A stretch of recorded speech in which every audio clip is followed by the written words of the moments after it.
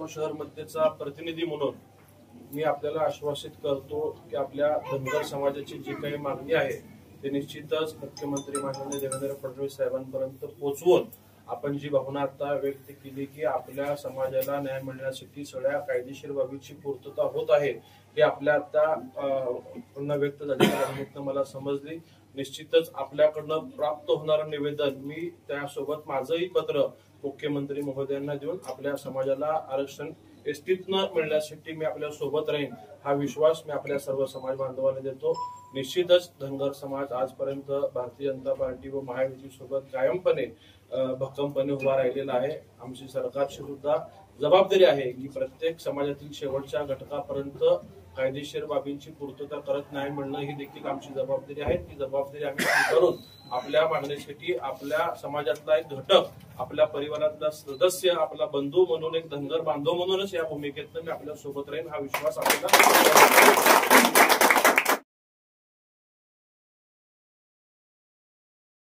ST आरक्षणाची अंमलबजावणी चला त्यांचं पत्र गेले जमा करा। आज सकल धनगर समाजाचे जे जालना आहे ते आमरण उपोषणासाठी आमचे समाज बांधव दीपक भाऊ बोराडे हे आज 12वा दिवस आहे हे उपोषणासाठी बसलेले आहेत।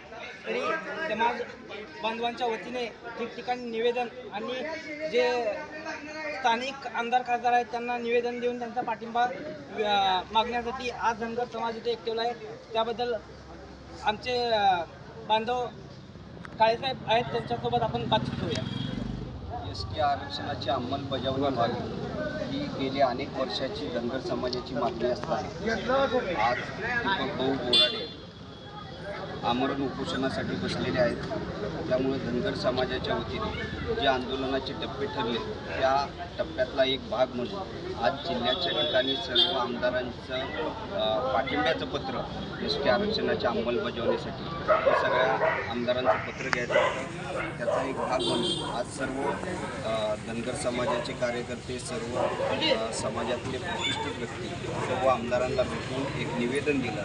त्या निवेदनावर सर्व आमदारांनी खासदारांनी याला पाठिंबा दिला आहे, एसटी आरक्षणाच्या अंमलबजावणीसाठी पाठिंबा दिला आहे। तसंच येणाऱ्या विधानसभेचा या संदर्भातला विषय आम्ही निश्चितपणाने मांडू अशी आम्हाला आमदारांनी ग्वाही दिलेली आहे। आणि निश्चितपणाने येणाऱ्या काळात भाऊंकडनं जे जे आदेश येतील त्या पद्धतीने येणाऱ्या काळात आंदोलनाची दिशा ठरवतो।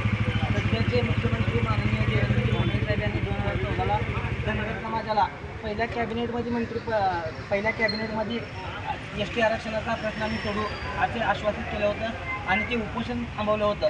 त्याबद्दल आता सध्याचे भाजपचं आणि मुख्यमंत्र्यांचं काय म्हणणं आहे?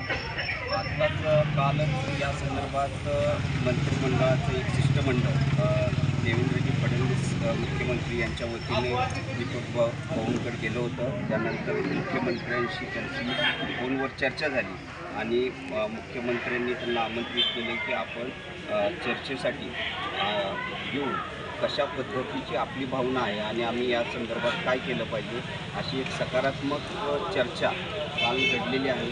आणि निश्चितपणाने याच्यात मार्ग निघेल आणि हा मार्ग निघण्यासाठी सर्व आमच्यासोबत आहेत समाजाचे नेते अर्जुनराव सलगर यांचेही म्हणणं। अनुसूचित जमातीच्या आरक्षणाची अंमलबजावणी करणे हे राज्य सरकारचं कर्तव्य आहे, परंतु राज्य सरकार कधी 30 कधी शिंदे समिती अशा पद्धतीने धनगर समाजाची दिशाभूल करून आरक्षणाची अंमलबजावणी टाळत आहे। गेली 12 दिवस दीपक भाऊ बोराडे आमरण उपोषण करत आहेत। इतर समाजाचे लोक उपोषण करतात त्यावेळेस दुसऱ्या दिवशी तिसऱ्या दिवशी अख्खं मंत्रिमंडळ तिथं पोहोचतं आणि त्या आंदोलनाची दखल घेतली जाते। परंतु गेली 75 वर्ष झालं हा धनगर समाज आपल्या हक्कासाठी न्यायासाठी लढत आहे, परंतु राज्यातलं असंवेदनशील सरकार लक्ष देत नाही।